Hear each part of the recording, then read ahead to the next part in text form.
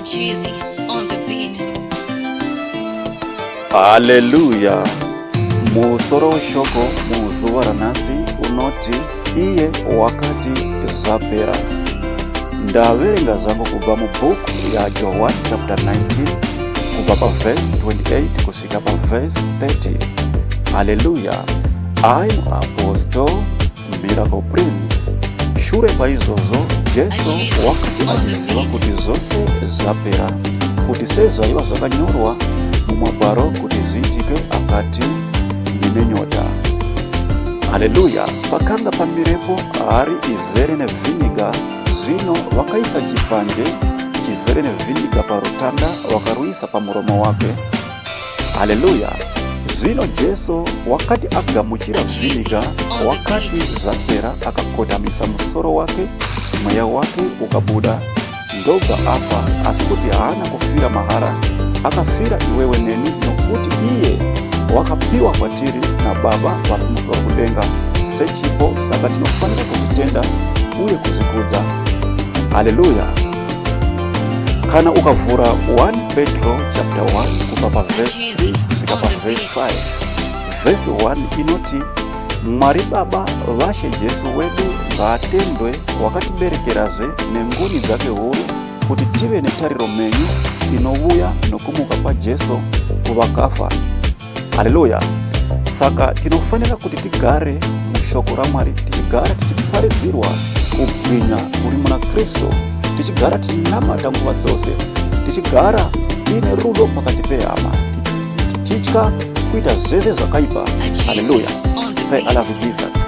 Kana ukavhura 1 Vakorinde chapter 15 kubva paverse 1 kusvika paverse 8, muapostolo Pauro unoti, zvino hama dzangu, ndinokuzivisai evhangeri yandakakuparidzirai, iyo yamakagamuchiravo neyamunomirawo mairi. Haleluya. Iyo yamunoponeswawo nayo kana muchiibatisisa nomutovo wandakaiparidza pamuri, kana musina kutenda pasina. Haleluya.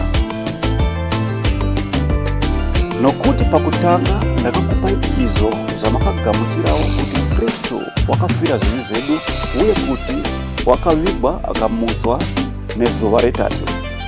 Jesu paakafira iwewe neni, iye wakati zvapera, akakotamisa musoro wake. Haleluya. Mweya wake ukabuda. Asi kuti ndoda kundikuzivisa kuti iye haana kufira mahara. Haleluya. Kana ukavhura zvakare bhuku ya2 Timoteo chapter 2 verse 8 kusvika paverse 10, muapostolo Pauro vanotaura zvakare ikoko vachiti, rangarirai Jesu Kristu wakamutswa kuvakafa, worudzi rwaDhavhidha, sezvandinokuparidzirai paevhangeri yangu, yandinodai kusungirwa sezvinonzi ndiri munyangadzi. Asi ndinotenda hangu kuti shoko raMwari harina kusungwa, asi kuti inini ndini ndakasungwa bedzi. Haleluya. Saka ndinotsungirira pazvinhu zvose nokuda kwavakasanangurwa, kuti naivowo vawane kuponeswa kuri muna Kristu Jesu, pamwe chete nokubwinya kusingaperi. Haleluya. Saka Jesu pavakati zvapera, nezvese zviri kukutambudza muzuva ranhasi zvakapera pamuchinjikwa. Nyaya dzako dzese dzakaperera pamuchinjikwa Jesu apo pavakati zvapera. Haleluya. Say I love Jesus. Pauro unoti, ndinopupura kwazvo pamberi paMwari naShe Jesu Kristu, iye uchatonga vapenyu nevakafa pakuonekwa kwake muushe bwake. Haleluya. Say I love Jesus. Bhaibheri shoko raMwari rinoti, kana munhu achitaura ngaataure sezvinonzi pataura Mwari kana achinge ataura. Kana munhu achidzidzisa, kana kuti kana munhu achishumira, ngaazviite nesimba raanopiwa naMwari, kuti shoko raMwari rigorega kumurwa, nokuti shoko raMwari iro pacharo isimba. Haleluya. Jesu akati zvapera ari pamuchinjikwa, kureva kuti newewo zvaunotenda maari, mitoro yako yese yakaperera pamuchinjikwa, tenda maari bedzi, kuti urambe uchiona nyasha mukati muupenyu wako.